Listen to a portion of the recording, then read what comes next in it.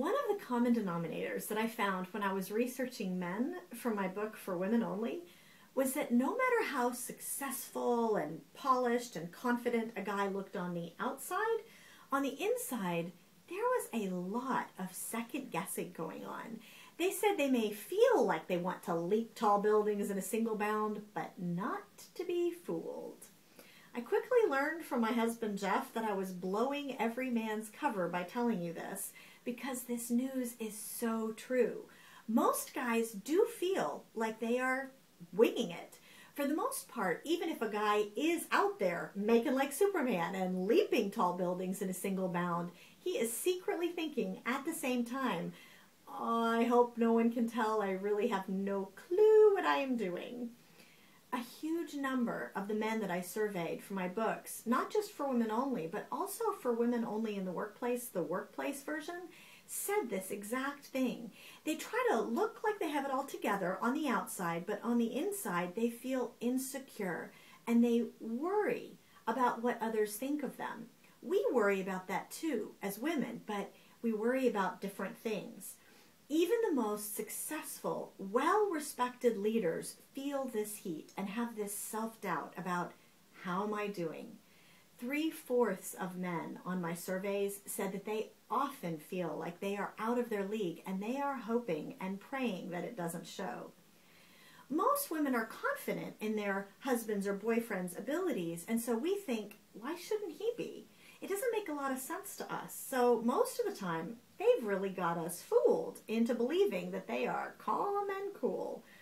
A friend of ours told us that at work, when he is called on to try something new, he may be smiling and nodding at the client, but secretly he's thinking, I have no idea how to do this, and I hope I can learn it before they find out. And this is an incredibly skilled man with years of research. It doesn't change just because he's very experienced. Now, interestingly, even though men secretly fear that they can't do something new and they might be found out, they still want to try it. It's a challenge. It's an adventure. Only then they start worrying that people will find out that they don't know exactly what they're doing. It's like a never-ending circle of irrational fears in our men's lives, which is why affirmation is so important.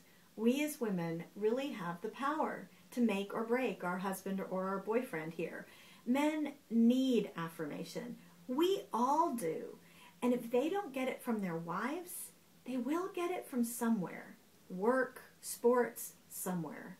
Sadly, 44% of the men that I surveyed said that they felt unappreciated at home. And I'm sure in most of those cases, their wives didn't mean to make them feel that way. It just happens. And here's the key. It doesn't have to happen. It doesn't have to be that way.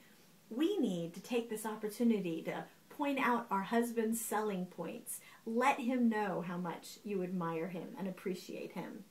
And it probably won't come as any shock to hear that husband also often desires a bit more sex. Sometimes we wonder why, but one of the main reasons is that it is such a powerful tool to combat his self-doubt. A man can feel inadequate kind of secretly in any other area of his life, but if his wife affirms him sexually and shows that she desires him, it can change his entire outlook. It is one of the most powerful and intimate ways a wife can affirm her husband. Women, if you're listening to this, I want to encourage you. Make a concerted effort to shower your husband with as much affirmation and praise and thanks and appreciation as you can.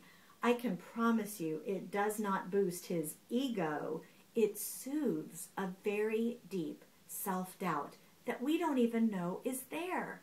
And he will become more confident in his work and more loving as a husband towards you.